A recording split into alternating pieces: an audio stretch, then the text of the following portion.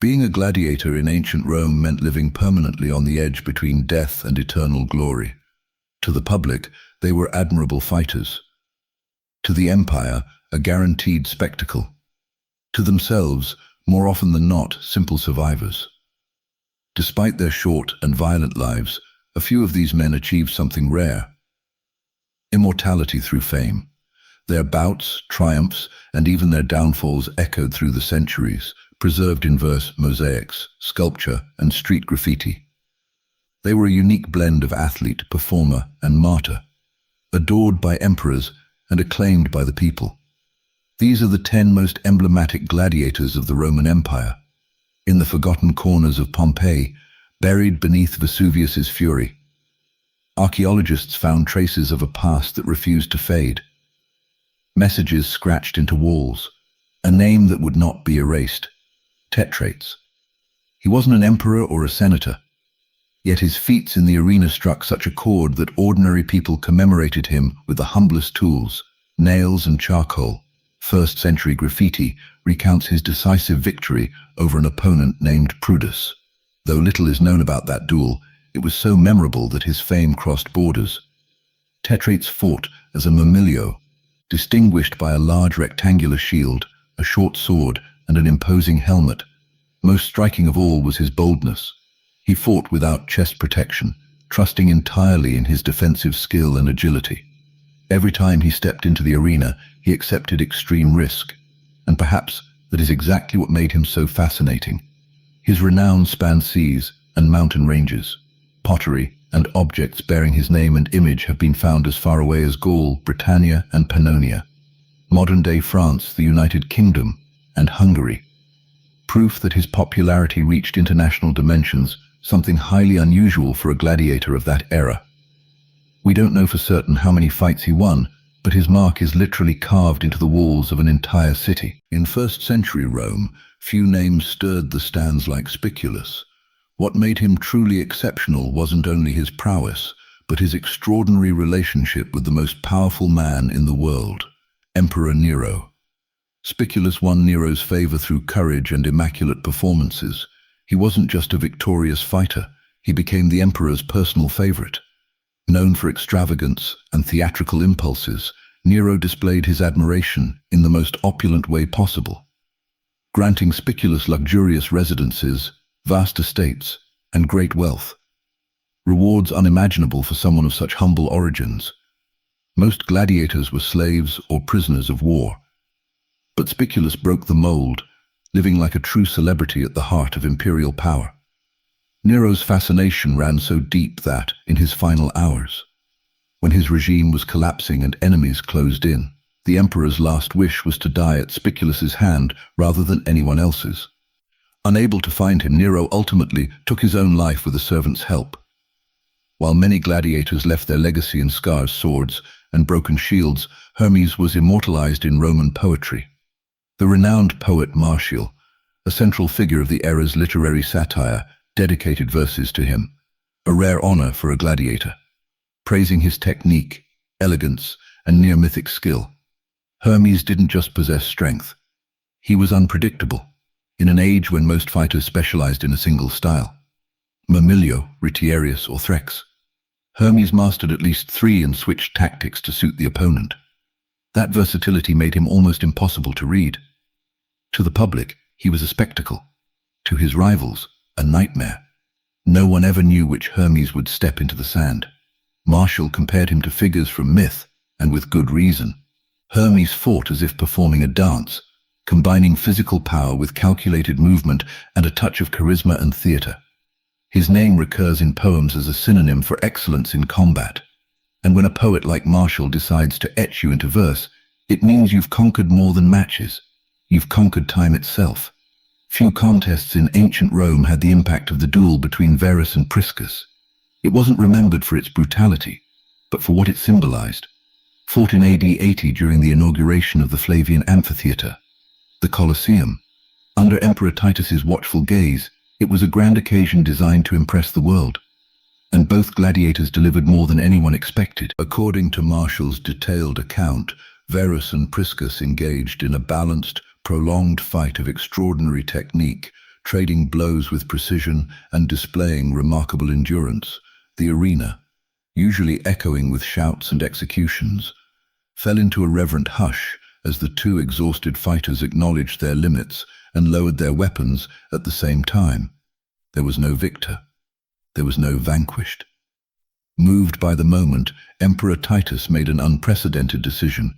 He awarded both men the rudis, the wooden sword that symbolized freedom. A missio was already rare. Winning it without spilling an opponent's blood was rarer still. Receiving it together, amid the roar of the crowd, was truly legendary. Verus and Priscus became famous not for violence, but for proving that even in the harshest theater on earth, there was room for dignity, skill, and mutual respect. Fighting other men was dangerous enough. Facing wild beasts bordered on suicide. Yet there was one man who not only survived, but triumphed. Carpophorus, the celebrated bestiarius. Unlike conventional gladiators, bestiarii trained to battle wild animals. Lions, bears, leopards, bulls, even rhinoceroses. Entering the arena in this role was almost a death sentence, and few lived to tell of it. But Carpophorus was no ordinary man. His most famous feat took place in a single event at the Colosseum, where he stepped out before a massive crowd and brought down 20 wild beasts in succession. The audience was stunned by such a display of courage and skill. Wearing only partial protection, he confronted raw nature head-on. In ancient Rome, mastering animals wasn't merely entertainment. It was a symbol of absolute power. Because of his strength and control, Carpophorus was compared to Hercules. His name came to represent human supremacy over chaos and civilization over the untamed. For most, the arena marked the end of the road. For Crixus, it was only the beginning. A Gaul by origin, Crixus started like many others. Captured, reduced to slavery, and trained to provide bloody spectacle for Rome. His sheer power made him stand out quickly, but he wasn't just brute force. His refined technique surprised even seasoned fighters, and over time he became a prominent figure in his ludus. Yet Crixus wasn't interested in mere survival. He wanted something deeper. Revenge. He became one of the key leaders of the famous breakout from Capua, alongside Spartacus and some 70 companions. That escape sparked the Third Servile War, a rebellion that shook the empire to its core. While Spartacus took a strategic approach, aiming to cross the Alps and secure freedom, Crixus was driven by a more visceral fury. He sought to punish Rome's aristocracy. He split from the main group and marched south with thousands of followers, sacking villas, destroying property, and clashing with local militias. The price was high. In 72 BC, Crixus was intercepted by Roman legions and fell fighting bravely, surrounded by his rebel comrades. His death left a mark. Upon hearing of it, Spartacus staged a grim tribute, forcing 300 Roman prisoners to fight one another in honor of his fallen friend. A macabre inversion of roles meant to send a clear and defiant message to the heart of Rome. In a society where most gladiators shared the same origins, slaves, prisoners of war, or convicts, Marcus Attilius broke every pattern.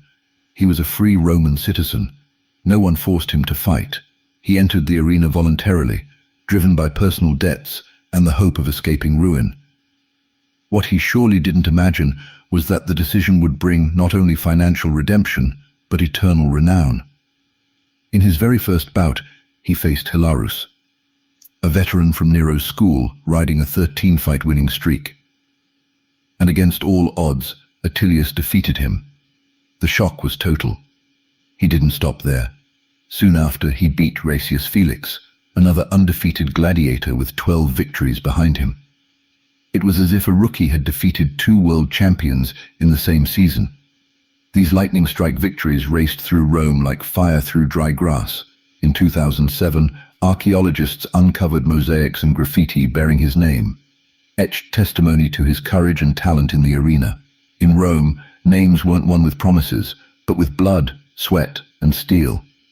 And few names were forged as intensely as that of Marcus Attilius. Few names ignited such passion in gladiatorial history as Flamma, Latin for flame, and he fought like one. Born in Syria and originally a soldier, he was captured and forced into the very life he would come to define. What began as a sentence became a glorious career. Armed with a short sword and shield, Flammer stood out for controlled aggression, natural magnetism, and a stamina that bordered on superhuman. Fighting in the Secutor style, he wore partial armor, enough to protect himself without sacrificing mobility, leaving areas exposed as if daring death to touch him. Over his career, he took part in 34 recorded bouts, 21 wins, 9 draws, and only 4 defeats. An exceptional record for any fighter. But what truly made Flammer a legend wasn't just his victories. It was his refusals. He was offered the Rudies, the wooden sword of freedom, 4 times. 4 chances to walk away from the arena and start anew. He turned them all down. No one knows why. Some believe he found purpose in combat. Perhaps it was for glory. Perhaps loyalty to his ludus. Or perhaps inside the arena he felt completely in control of his own fate. He died at 30, remarkably old for a gladiator, and was buried with honors. His tomb survives to this day, bearing an inscription that celebrates not only his name and his fights, but his choice to remain in the arena where he became living fire for history. If there is one name that eclipses all others when gladiators are mentioned, it is Spartacus. He was not merely a warrior, he was a symbol, a threat to Rome, and an emblem of freedom. A Thracian by origin, he was captured, sold into slavery, and sent to the gladiator school at Capua. Astute, brave, and charismatic, he quickly stood out, not only for his fighting skill, but for a rebellious spirit that no chains could contain. In 73 BC, Spartacus and roughly 70 gladiators escaped with whatever they could find, armed with little more than kitchen knives. That flight ignited the Third Servile War, the largest slave uprising in the history of the Roman Empire. What began as a jailbreak became a mass movement. Within months, that band of gladiators had grown into a force of tens of thousands, slaves, peasants, and miners united under his leadership. With keen tactical sense, Spartacus defeated multiple Roman legions, including those led by experienced consuls. His plan was to cross the Alps and lead his followers to permanent freedom. But for reasons still debated by historians, he turned back south. And in 71 BC, he faced the general Marcus Licinius Crassus. He was defeated. His body was never found, which only deepened his legend. It is believed he died as he lived, on the front line, sword in hand. The survivors of his army were crucified along the Appian Way. More than 6,000 crosses. Yet the flame of his struggle did not go out. Spartacus entered history as the ultimate symbol of resistance against tyranny. A name that lives on not only in books, but in the imagination of all who believe that freedom is worth any price. With swords drawn and feet in the sand, these men didn't just confront death. At times, they defeated it in ways that ancient Rome would never forget. Gladiators were unlikely heroes, tragic and legendary figures, whose stories outlived them. Some found glory and fame, others freedom, and a few even rebellion. From the alleyways of Pompeii to the ruins of the Colosseum, their names still echo in mosaics, poems, statues, and graffiti. They weren't just fighters, they were a fusion of athlete, artist, and martyr. Admired by emperors, cheered by the people, and now immortal in history. This journey through the intertwined fates of Rome's most celebrated gladiators shows that even from the lowest of places, from slavery, exile, and defeat, human beings can reach immortality. Every bout, every scar, every decision made within the arena helped forge legends that still defy oblivion today. If this voyage through the great Roman gladiators fascinated you, don't forget to leave a like and subscribe to the channel. And as always, may Mars guide you in battle.